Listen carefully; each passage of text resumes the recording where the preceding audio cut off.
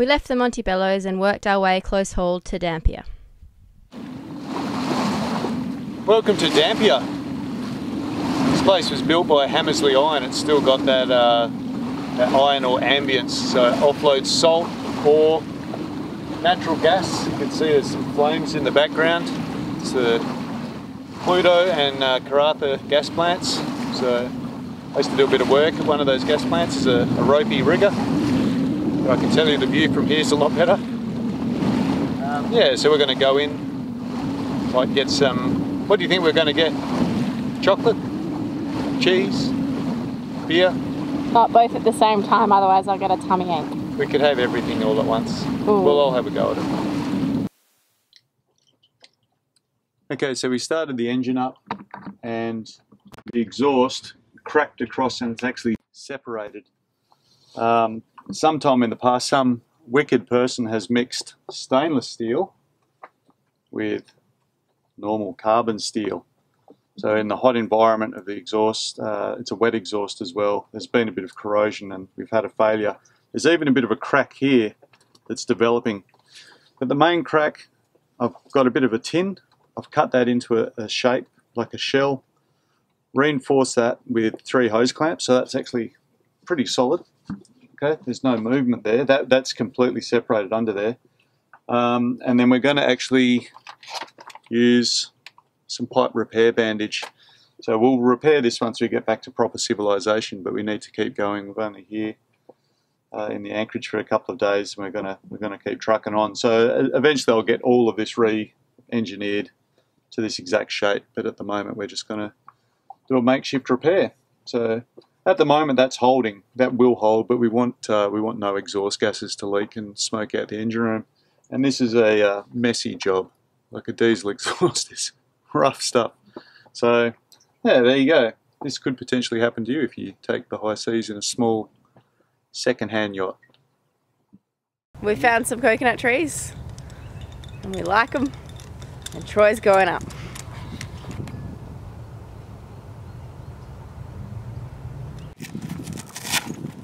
Once upon a time I used to do a bit of tree work, and we used these, they're climbing spikes, and I don't do any tree work anymore. Well, I do for family and stuff like that, but they're still useful now to get a feed. So we've got some spikes here. You drive them up, you'll see that in a second. I don't mind doing it to these trees. Coconut trees are pretty resistant to it, and you can see a whole bunch of holes up here. It's been done for 4 years to them by people maintaining it for the council and what have you. So I don't think there'll be any problem with us spiking these trees.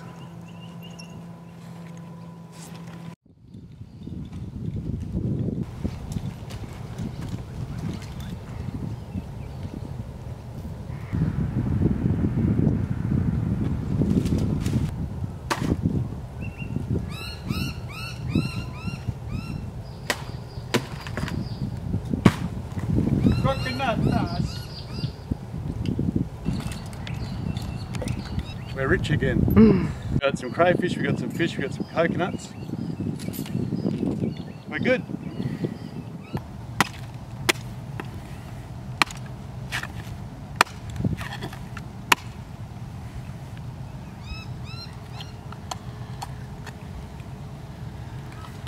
Let's go. It's nice and fizzy.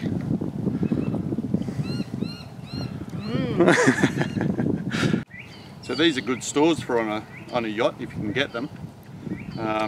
We went to a little bit of trouble. This is an industrial rope access harness that I use when I work. So I ride a coconut gatherer at the moment. But yeah, these are really good stores. They're insulated. They're made to float across the ocean. So if you've got the space for them, they go great on a yacht. They're really good. Really high nutrition. I heard that you can use that juice as a blood transfusion, so I don't know if we'll need to do that, but it just indicates that it's got lots of electrolytes and goodness in there. And Pascal's promised to turn the coconut milk into something delicious, so I'm pretty thrilled to have all these coconuts now. Let's gather them up. So I reckon that's what a survival knife really looks like. Doesn't have matches or a little compass in the handle, but it's pretty good at getting into coconuts. So most of those coconuts that we've got, we left them completely whole, so they'd be well insulated and just look after themselves when you stuffed them in the hold. But a few of the coconuts, we had to take the husks off them because we had a cunning plan, didn't we, Pascal? Yeah, we wanted to have some with rum that night. We had a picnic. Yeah, that's right. Those same trees where we got the coconuts, we came back later, had a picnic, and yes, we drank some rum.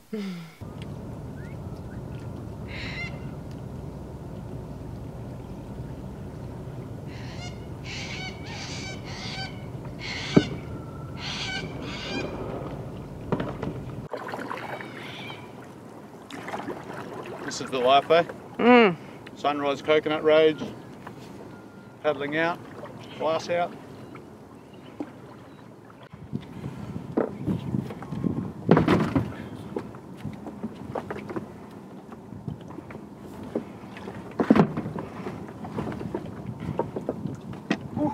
We need to find a spot to stow these things.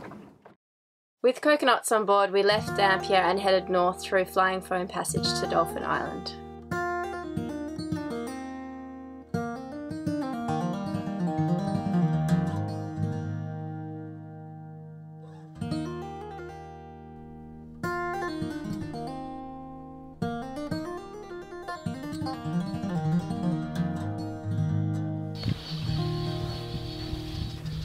There's all those little finches kicking off.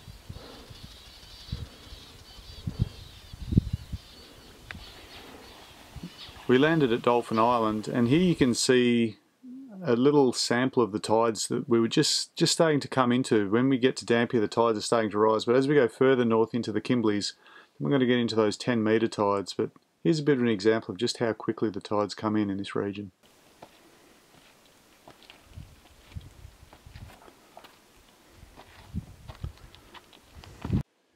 We just came up, we tracked a little creek across and we found a little bit of a freshwater run, and we're just working on the proviso where there's fresh water, there's food, and usually where there's food there might be some aboriginal art, and we've actually found some. We're just going to go and see if we can see what it is, whether it's turtles, stingrays. Sometimes they're hard to decipher, but the artwork around here is out in the open. Further north it's usually under caves and things like that. But here it's engraved into the rock, so it's actually out in the open. So we'll go and see what we can find along this river course, and we'll just keep working our way up. Wherever there's white gum trees, there's water. Wherever there's water, There's art. there's art. It's a good place to hang. So we found something here, Pascal. Yeah, we don't know what it is. Maybe it's stingrays. It looks like there's 2, maybe 3. Yeah, it sort of looks like stingray because it's got those little flaps out the back. Or jellyfish. And tail. Jellyfish, I don't know why they'd have them upside down if they were jellyfish. Yeah, true.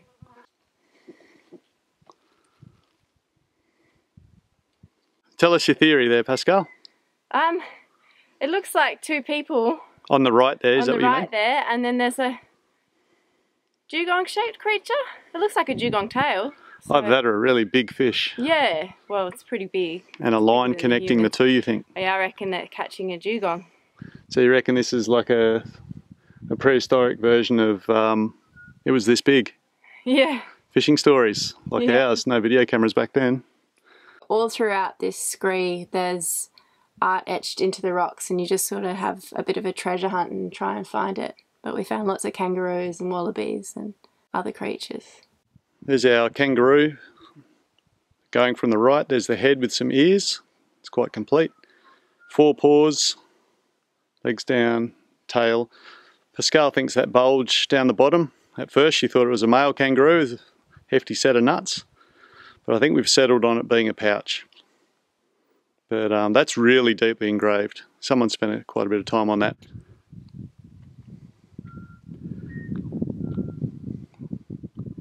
This is really the Pilbara, a little bit of a Martian landscape. Got some more art here on the other side that Troy's just spotted. I reckon it's a kangaroo. Got the head at the left-hand side there with 2 little paws, big hind legs and the tail at the back.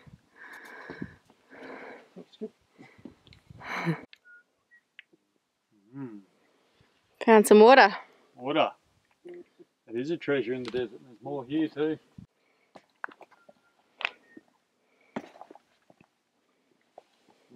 Green and delicious.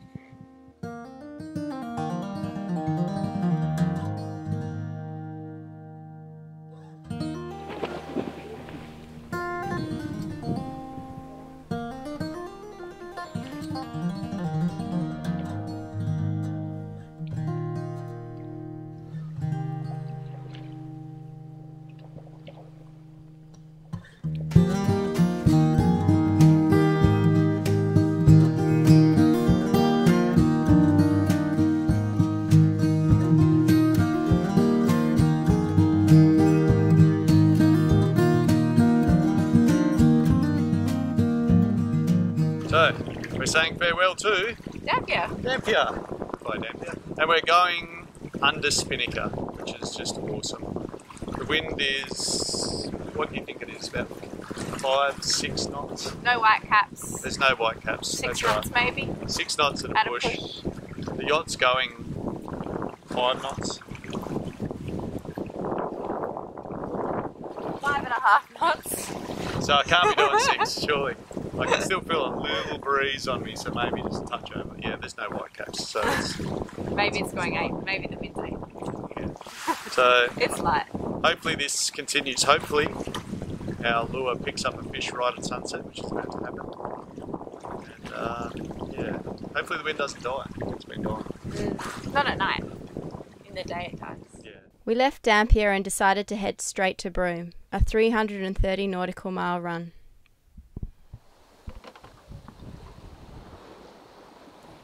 A lot of the time when we get a fish on the lure, we're able to just sort of drag it in and not stop. But when we're under Spinnaker, we have to douse it and pull it in, particularly when it's a mackerel of this size.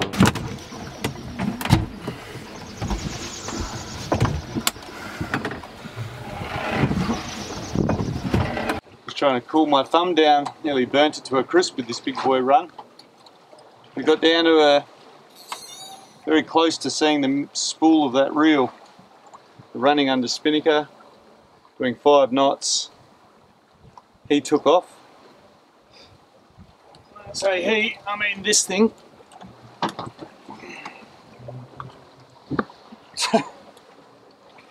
It's a decent mackerel. So now we've got a really big mackerel to deal with and try and find space for. Can't have been running the lure for very long. Went off at about 6:30 in the morning. Yeah, I put it out at sunrise, so what's that, about 6, maybe 5 past. I was just relaxing, wondering what I was going to have for breakfast when all that went, all hell broke loose. But the problem on a small boat is getting a big fish, because now we're going to have to deal with this thing. What I plan to do is just take the guts straight out, take all of this off, back into the food chain, and that way we only have to deal with something about this long.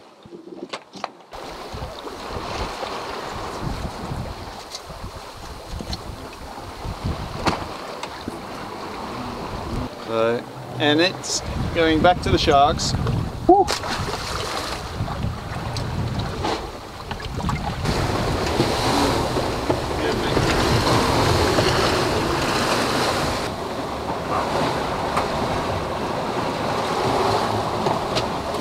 We're about 50 nautical miles now off Broome, and we've been sailing close hauled for almost 10 or 11 hours in some pretty strong winds. I think it's about 25 knots, isn't it, Dal? It's eased now. I took a reef out of the headsail. But hopefully we'll get to Broome by tomorrow morning, maybe sooner. We'll see.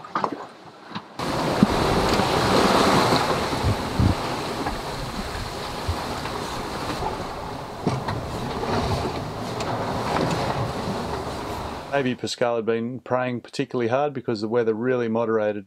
And then we got a beautiful beam reach into Broome and we anchored up at Ganthian Point.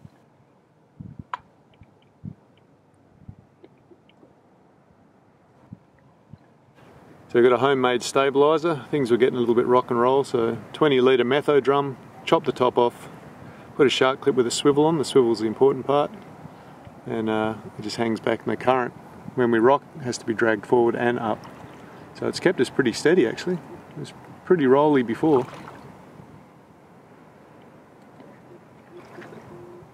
Good work, baby. Upcycle. Whoa! Sunset keeps getting better.